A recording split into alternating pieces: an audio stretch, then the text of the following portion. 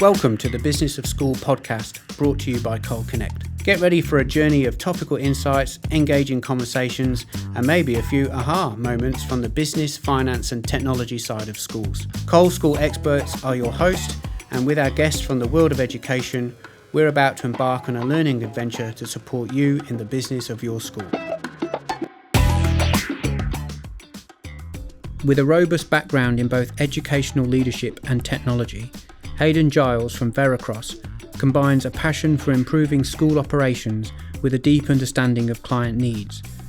Join us as we discuss the changing SIS landscape in Australia, share observational trends, see how vendors are being evaluated and how schools are resourcing implementations.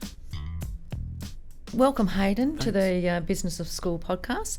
Thank you for coming to Adelaide. That's amazing, and it's beautiful to see you in person. First question I have is about SIS. So everyone talks about SIS, but what does that acronym absolutely mean? Oh, that's a very good question, and it probably depends on who you ask what they actually think that SIS means, but it's either School Information System or Student Information System, sometimes referred to as SMS, as a school management system, but I think the broader term SIS as a school information system is the most true. Okay, like the whole of school, the if whole you like. School. Yeah. Tell us a bit about Bursars. Bursars is a SIS, and entered the Australian market in early 2022, and since May 2023 we had boots on the ground.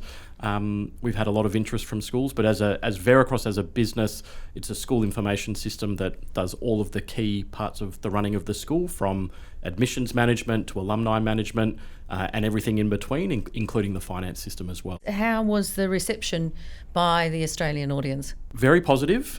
We've got lots and lots of schools proactively reaching out to us, and it's nice to be busy. There's a lot of interest in the Australian market around what we can offer as a business, and particularly some of the systems that are in market at the moment are not hitting the mark for schools, and hence our entry into the market, and hence schools being interested in talking to us. Australia can be a little bit hard to get into, I think, particularly in this area, and they like to have it proven first, but it's good to hear that you're busy. That's great. And for us, one of the key things was making sure that we had people on the ground. So we've got, sales, implementation, support, all local in Australia now, and also making sure that the product is fit for the Australian market. So entering a new market, making sure that the localization of the product around, spellings and terminology, reporting for government, all of that stuff, all done, ready to go. Australianisms. That's it. I guess. So, what are some of the trends that you're observing in the SIS area? There's a lot, and I think for a lot of schools at the moment, they're looking at how they can improve their systems within their school, and that's around lots of things. It's around data, it's around security, access to that data. One of the key trends that we're noticing is the move away from on-premise solutions to cloud solutions, as well as the whole thing around being able to have interoperability with other pieces of software within the school infrastructure. So Bursars has a really robust API, and we're finding that lots of schools are asking us more and more questions about what's the API look like? How do we use the API? Because they want to be able to connect other systems into their SIS. One part about Bursars is, and what we saw when they came into Australia, was they were so professional. It came across very quickly how professional you were. And that's probably one of the other things that I've noticed, is that just the way in which we are able to support schools is that, Bursars has its headquarters in America, and if anyone's been to America, that American style of service is something that also has been lacking from the market here. We talk to schools that tell us that they've got tickets that have been outstanding for 3 weeks, and then we tell them, how responsive our support team is, and their eyes open up. In our interactions with schools regarding systems, and they often talk to us about what's next, where do we go, and you would have seen all these bolt-ons and the product, the MyObs and the Zeros and all those sorts of things. And it does work for schools, but we're next. And we find the spread of the stakeholders in that asking these questions varies a lot. Is that what you get, or is it IT driven? How does that work? I think that really depends on the school, and some schools will have an IT person that's been put in charge of the project. I've worked with some schools where it's the business manager that's decided to lead the charge, but really the best schools that we work with have a range of stakeholders brought to the table, early on in the process to make sure that it's covering all bases and not just certain aspects of the school, but everyone's involved in that decision, and that's members of team from the admissions department and from development and from the finance department and from teaching and learning. Everyone's having a bit of a look at the very beginning before they delve deeper into the solution. And in the past, what we've seen is the IT does have a really strong presence in that decision making, which certainly for the finance side of things, that's they don't understand that type of thing. So it's really good to hear that there's a lot of stakeholders. And the IT team often are the ones that need to do the absolutely the connection of the system, and they're implementing the system, and they're making the migrating from one system to another, and then if there are other systems in the college, plugging them into the school management system. So the IT team and the IT resources within the school is a really important part of that project. An SIS change is likely significant investments for schools. How do they choose that right vendor? Again, it really depends on the school, and we deal with schools that have just heard about us and they know that they want to use us, and they'll come and talk to us. Other schools that will go through a process where they're like, well, we're going to do a full RFP. So there's some that just come to you and they're not looking at anyone else. Others that are doing a full RFP, and then everything in between as well. I think that depending on the size of the school and the speed of which they want to achieve the project, there's the right ways and wrong ways. But an RFP allows you to kind of get a really good understanding from multiple vendors on what functionality you can actually get from that vendor. Other times schools know what's in the market. They've had experience looking at other systems before or using other systems before, and they might say, well, let's just look at 3 and we'll kind of get an overview to start with, and then we'll pick 1 to move forward with, or we'll pick 2 to move forward with until we get to the final stage, the decision-making process. And I guess the next bit is schools are busy. Everybody in schools are busy. How do they have that smooth transition from one system to the next? Again, there's lots of different ways for schools to do that, but I think that leveraging partners is a really great way to help that process, or when schools don't have internal resources, to leverage other external consultants or other groups to help them move the project forward at speed. Other times schools do have the resourcing in-house, and they can actually, allocate some time for someone within the school to help with the project. But in terms of the sheer size of the project, it can be as big or as small as the school wants it to be. We talk about things like the migration of data from one system to another. Well, you've got a choice. Do you bring everything, or do you bring the last 10 years, or do you bring the last 1 year? And again, that can naturally change the scope and the size of the project. And depending on what the school's using now, they can keep stuff in their old legacy solution and then move forward with a really nice, clean data set into the future. So would they ever start from zero? Some schools, we see some schools that if they're a bit smaller, they don't need to do a data migration process, because they can just re-enter the data into the new system directly. And again, one of the benefits of having a solution that is newer in the market is it's got the data validation built in.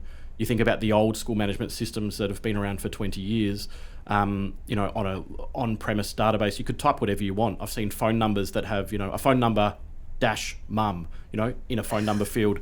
You got to try and export that somewhere else. It's not going to work. So having that data validation built into the tool, like you try and enter a text into a phone number field, it won't work. And I guess a lot of that too, with bringing the data over is really important. Clearly, to some schools, we talk them through this. Is how are we going to do this? Who's going to do it? Who's going to lead it? Who's going to do all that sort of thing? It's hard.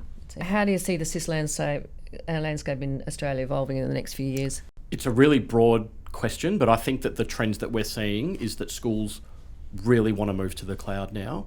I think if you went back 5 years, there were a lot more schools that were hesitant to that, but schools are now understanding the huge benefits of having a cloud-hosted solution, and that's not just around the security aspect, but also the maintenance and hosting and the costs associated with holding something at your school. The things that are in place now to be able to host it elsewhere and outsource all of that to someone else is what's driving schools to look at the market and to make change. So I'd say that's one, definitely.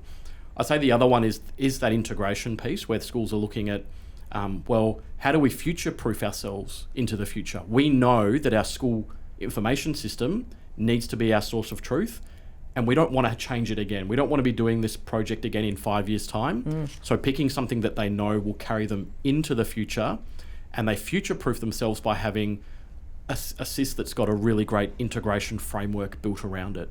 So if you do decide down the road that your learning management system needs to change, you can unplug something and plug something else in. And same with lots of other fringe solutions that schools are using. We're seeing really large schools having very old packages. Yeah. And to them it's just, how does that change? How do we go away from a package we've used for years and years and years to move on? They know they have to. Yeah. But it's a big machine, Yeah. The digital transformation component of the project should never be understated. And if you think about who is the biggest community within the school staff, that's the teachers.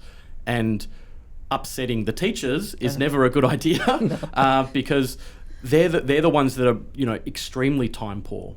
So bringing in either a phased approach or an implementation which removes the teachers from some of the transformation, I think it can be a really successful way to move it in a really big school. And you talk about these big schools with huge amounts of data. They've been on the same solution for 10 years. They know how it works. They're set in their ways. I don't want to change it. But they know now that they do have to. It is time that they have to move forward into the future. And there's lots of choice out there. And I think that a phased implementation approach where you're able to pick the bits that you want to implement and then do them sequentially can be a really great way to kind of solve that pain and that digital transformation pain particularly. So where do they usually start from? Is it student management? Is it finance? Yeah. Where do they start? So I've seen schools do it lots of different ways, and I think it depends on the challenges of the school. And one of the things that we can do at Veracross is work with the school to understand, well, where are your current challenges? Where's the biggest fire, so to say, and how do we put that out first and tailor an implementation that works for them? But I'd say a typical implementation would be firstly migrating the core data from the old school management system into the new one, and then working through something like, well, let's start with the start of the cycle, which is admissions. Let's introduce an admissions module where we're taking applications from parents, where the parents are, the school's then managing that student through a wait list or some sort of interview process, and then moving those into current students. So you're starting off with that admissions process first, then the finance part, because there's all the billing and student stuff associated with that as well. And then you can align them to certain milestones within the calendar year. So it might make sense to do a certain migration at a certain period of time. You think about the end of a financial year might be a good time to change systems for someone. For other schools, it might not be a good time. So aligning the implementation with cutover periods or deadlines can be a really great way to do it as well. So is it the school that goes, no, I want it done this way, generally, or is it something that you guys suggest? It can be, but we generally, we've done hundreds of these, so we can provide some really great advice around what best practice looks like. But it's a consultation. We work with the school to understand, well, what are the burning needs, what is the challenges, and what's going to make this a successful project, and work with them on that. We can provide some really great guidance around, well, if the school says, we want to do this first and then do this, we go, well, actually, it would make a lot more sense if you did this bit first, right? Because the flow-on effect is this, this, and this, and they might go, we hadn't considered that, and then we can move forward. The implementation team that we have is very experienced, and before working at Veracross, they've worked with other SIS providers, so they've got a real wealth of experience on what a successful implementation looks like. Good. And I know you've got a lot more staff now in Australia. You seem to be growing and growing and growing. Yeah. I guess one question that I have, everyone talks about platforms. What does that mean what does that actually mean to a school? Yeah. So, it's interesting because the term platform can have so many different connotations within a school around what the platform is. But I see it personally as, a platform is the underlying kind of system that the school wants to use. and then you can leverage other components and plug it into that platform. Yep. But having a platform allows the school to actually have some flexibility and choice about what they use. And, Veracross as a platform, as an example, has lots of native components built in, but also has the flexibility to allow other solutions to plug into that platform. Hayden, really appreciate you coming today. It's been great to see you, as I said, in person once. Yep. What you've said today is awesome, and it gave me a better understanding as well. Great. Thanks, Wendy. Thank you. Cheers.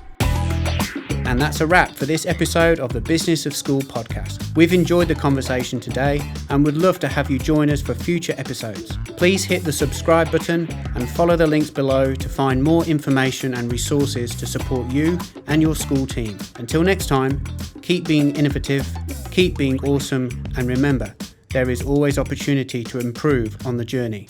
Thanks for connecting.